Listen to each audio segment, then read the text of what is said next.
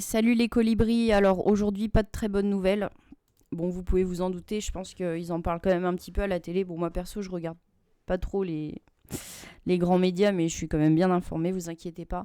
Alors aujourd'hui, on est le 26 novembre. La dernière fois que je vous avais fait une vidéo d'actualité, c'était le 20 novembre. Dans cette vidéo, je vous précisais qu'il y avait eu des frappes de missiles états-uniens en Russie, avec des missiles longue portée pour la première fois. C'était la ligne rouge de Poutine, hein. Poutine considère que maintenant on est dans une guerre mondiale où les Américains sont impliqués. Il y a eu également des missiles anglo-saxons de lancer, les Storm Shadows, sur le territoire russe. Donc c'est pareil, la Russie considère que l'Angleterre participe à cette guerre.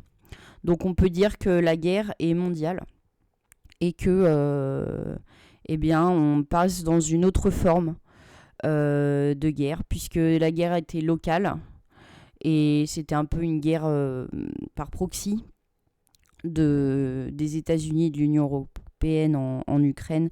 Mais là, vraiment, les États-Unis et des membres de l'Union européenne commencent à être impliqués.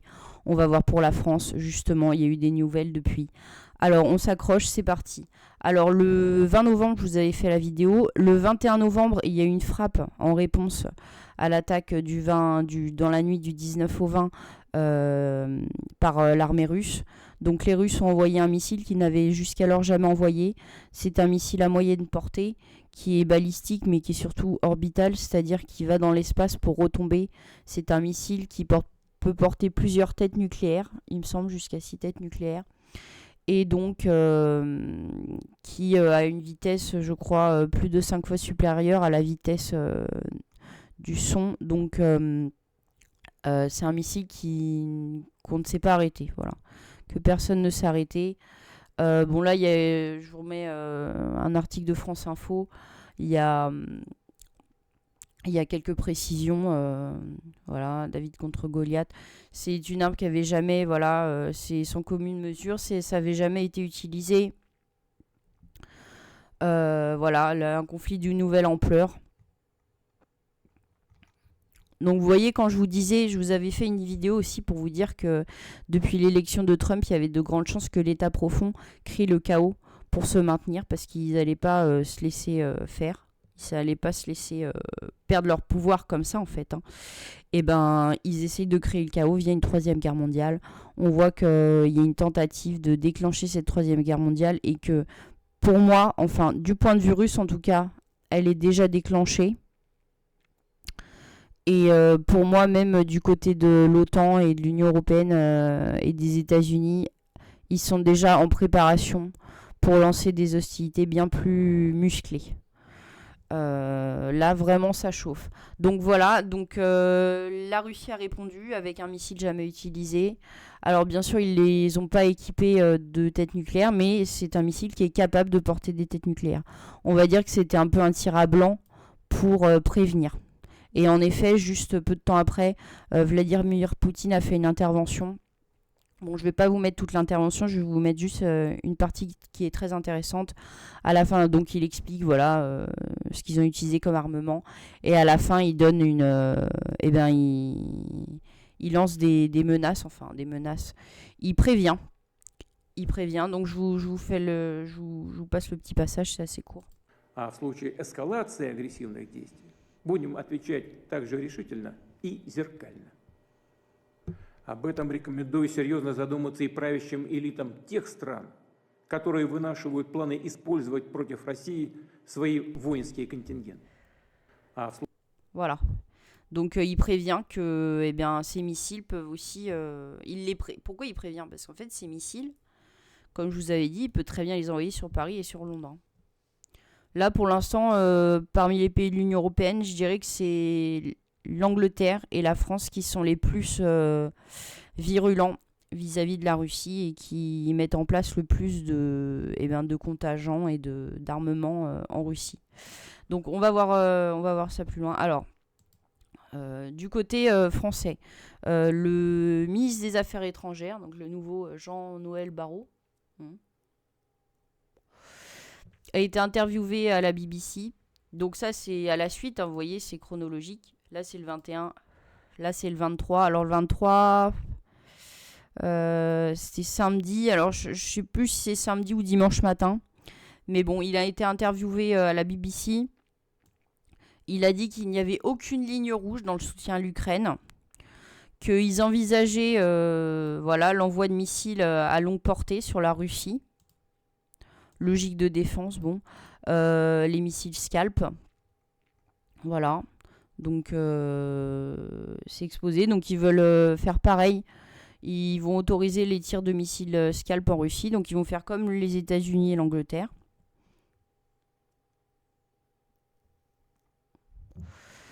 Voilà, il dit qu'il ne faut pas fixer de limite au soutien à l'Ukraine.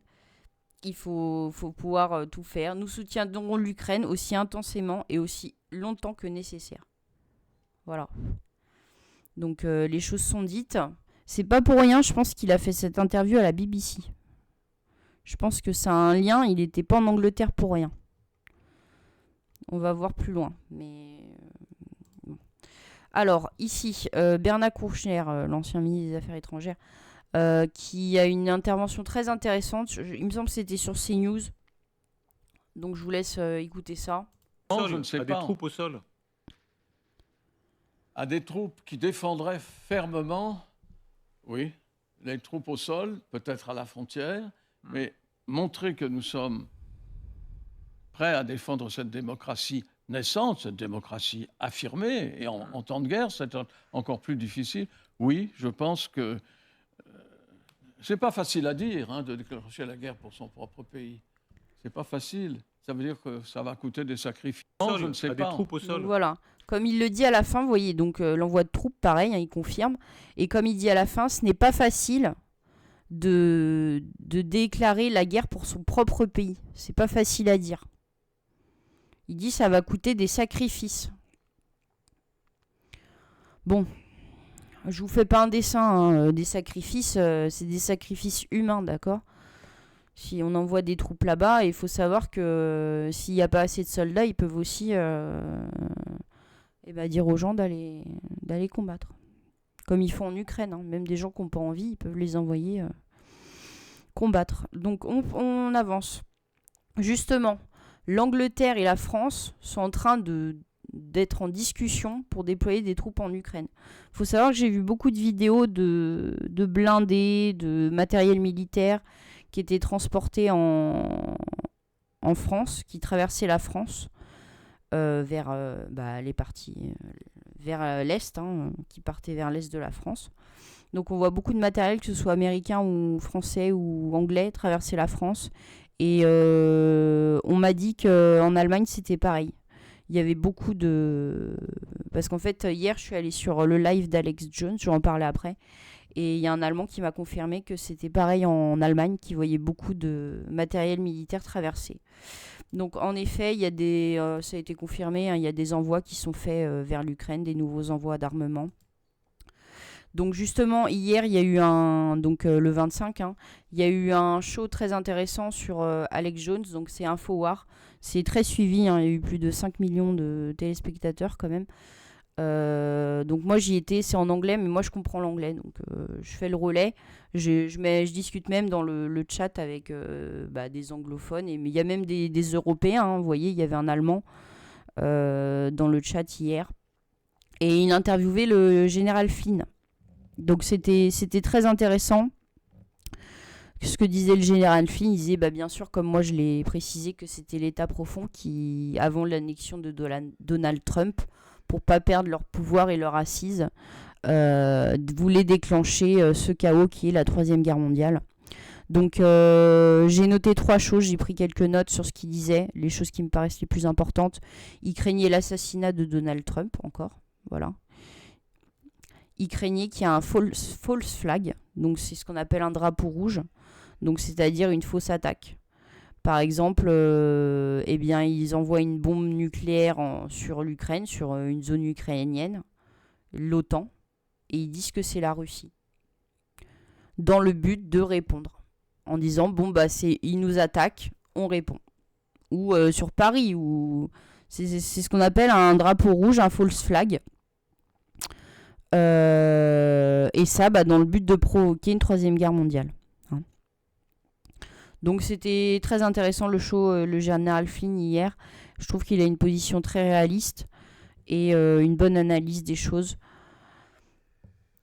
Donc voilà, donc il y a aussi eu des alertes depuis d'Alex Jones, pareil, qui est très informé, qui a pas mal de contacts et qui met en avant des infos dès qu'il les a. Alors, l'administration Biden, je vous traduis un peu, l'administration Biden propose le transfert d'armes nucléaires en Ukraine pour être utilisées contre la Russie. Voilà. Donc vous voyez, il y a des transferts d'armement. Et il y aura même peut-être des transferts d'armes nucléaires. Ensuite, voilà, le représentant du comité des militaires des Nations Unies, de l'OTAN, je veux dire, c'est pareil, hein, de l'OTAN, a dit que des attaques préventives contre la Russie pourraient être considérées, c'est-à-dire pourraient être envisagées, quoi. Hein. Donc, attaque préventive, c'est-à-dire attaquer la Russie sans qu'elle ait attaqué. Parce que je pense que Poutine n'est pas idiot et il sait que là, en fait, l'État profond essaye de gagner du temps et veut déclencher le chaos. Et je pense qu'il veut pas tomber dans ce piège. Même s'il doit faire le dos rond pendant 2 mois jusqu'au 20 janvier, je pense qu'il fera le dos rond. Mais c'est pas lui, je pense pas que ce soit lui. Il a prévenu, il a essayé de limiter la casse, de faire un peu de menace pour que ça s'arrête. Mais je pense pas que ce sera lui qui lancera. Je pense comme le général Flynn, soit il y aura un false flag. Donc on accusera la Russie pour déclencher une guerre. Ou il y aura des attaques préventives, comme il le dit, sur la Russie. Je pense que c'est le scénario le plus plausible.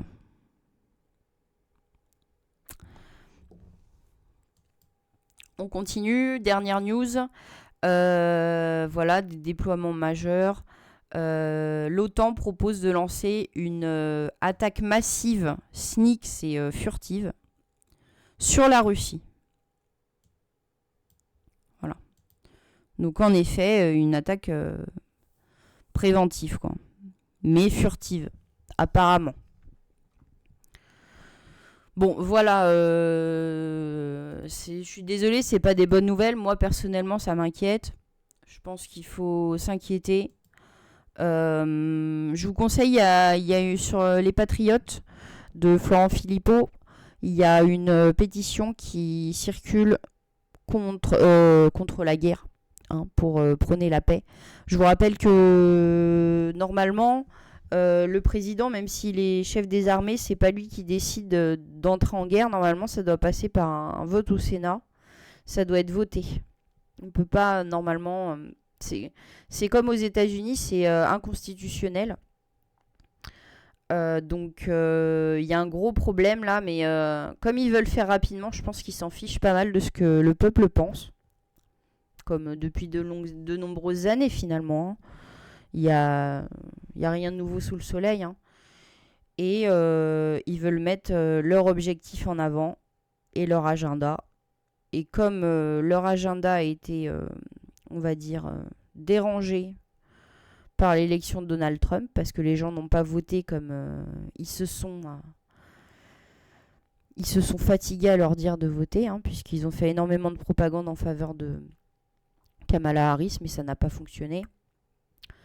Eh bien, je pense que pour eux, alors je savais, quand il y a eu l'élection de Donald Trump, peu de temps après, il y a eu des réunions secrètes avec la CIA et toute l'administration profonde des États-Unis pour contrer l'accession de Trump au poste de président des États-Unis. Et je pense que la seule carte qu'ils ont réussi à trouver, c'est ça. C'est le déclenchement d'une troisième guerre mondiale. Pour moi, on y est déjà. Vu les annonces, là, pour moi, on y est déjà. Hein. Et la France en fait largement partie. Hein.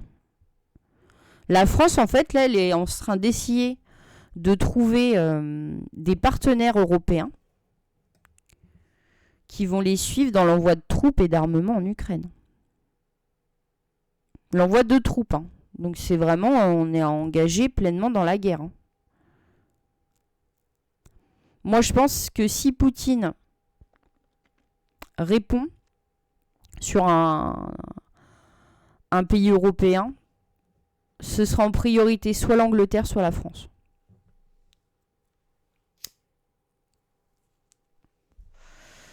Ce sont eux qui sont le plus engagés pro-guerre, quoi.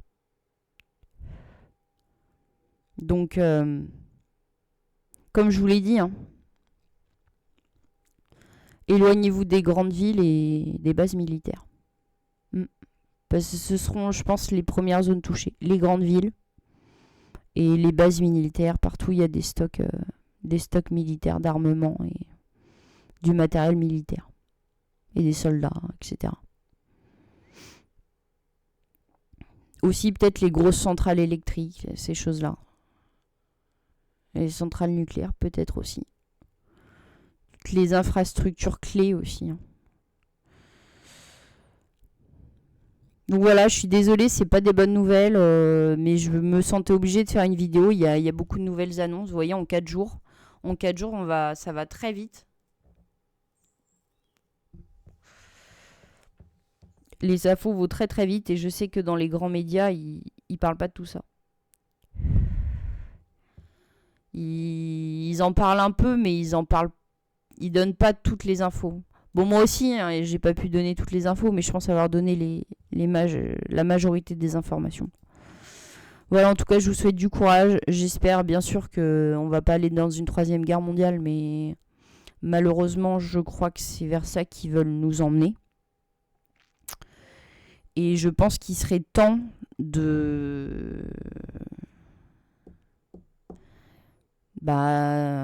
d'enfermer ces gens-là. Hein. Tous les gens qui nous emmènent vers la guerre, là, qui disent qu'il va y avoir des sacrifices, pour moi, faut les arrêter, ces gens-là. Faut arrêter de voter pour ces gens-là. Faut voter pour des gens qui sont pro-paix, hein. Comme les Américains ont fait avec Trump. Il nous faut notre Trump français, il faut qu'on quitte l'OTAN, il faudrait même quitter l'Union européenne, je pense. Puisque, bon, je pense pas que ce soit bon pour la France. On peut toujours avoir des accords avec d'autres pays sans forcément être dans une Union européenne qui est un système complètement totalitaire pour moi. Et ça se trouve bientôt, vous voyez ce que je dis, des gens comme moi pourront être condamnés pour avoir dit la vérité aux gens. C'est vers ça qu'on veut, c'est vers ce monde-là, c'est ce monde-là qu'on veut. Moi, c'est pas ce que je veux comme monde. Bon voilà, je vous souhaite du courage, restez informés. Je sais que c'est dur d'être informé, mais au moins, nous, on a la chance par rapport à ceux qui sont pas bien informés, qui sont encore dans la matrice, on va dire. On peut se préparer. On peut se préparer à ça psychologiquement et physiquement, dans le sens, voilà, comme je vous ai dit, quitter les zones dangereuses, faire des stocks de nourriture, voilà.